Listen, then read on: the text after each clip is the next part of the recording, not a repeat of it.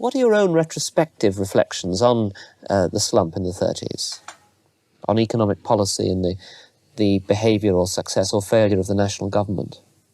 Well, it has to go back further, you know. The great misfortune, I think, was the attempt to return to gold at the old parities in 1920, which in a sense was quite unnecessary.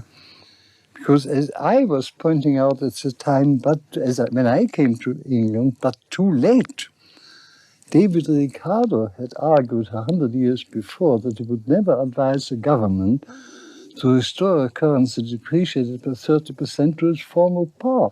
If a single English economist had recalled this and quoted it, the fight against the return at the former parity might have been won. But Keynes used the opportunity to protest against the return to gold in any form. So unfortunately, it was done in a return at the former parity. And Keynes was convinced by that stage, perhaps as a fact correctly, that with the strength British trade unions had achieved, you could no longer hope to maintain aggregate demand at a constant value of money, and he hoped that by a gradual and slow decrease of the value of money, you could overcome the resistance of rigid wages.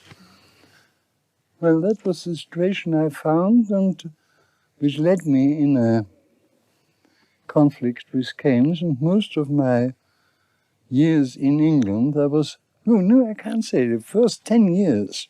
From then, the situation became even more peculiar. Keynes became largely responsible for British monetary policy, but at the same time... This is during the war? It's during the war, yes. But at the same time, he was the one who would resist inflation at the time. And so, having been criticizing Keynes during the 30s, I refrained from doing so because I wanted him to keep in power, because the alternative would have been even worse. But why do you think that the general theory, which came out in 36, and with which you disagreed and many other economists, why did it have such enormous influence? Well, I wish I knew. I was puzzled by the time. In fact, I did not believe it would succeed, so much so that while I had spent a year analyzing in great detail his earlier books, the Treatise on Money, and then only to hear from him by the time the second part of my criticism was published, I no longer believe in all that.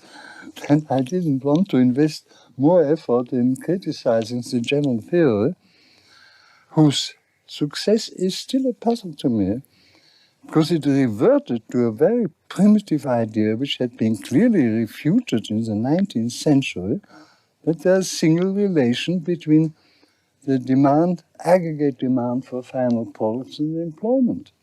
So much so that Leslie Stephen in the 1880s had pointed out the test of a good economist is that he does not make that particular mistake.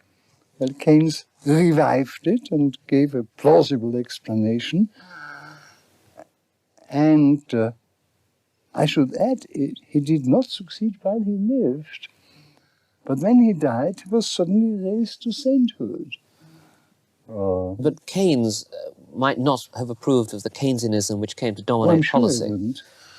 In fact, I can positively say so.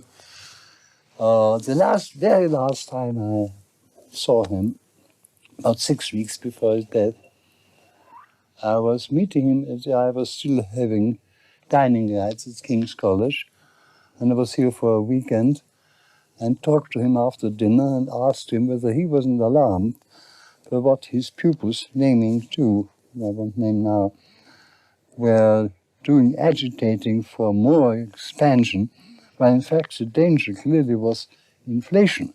He completely agreed with me and assured me my theory was frightfully important in the 1930s with the question of combating deflation. Trust me, if inflation ever becomes a danger, I'm going to turn public opinion around like this. 6 weeks he was dead, later he was dead and couldn't do it. I think he would have been fighting the inflationary policy.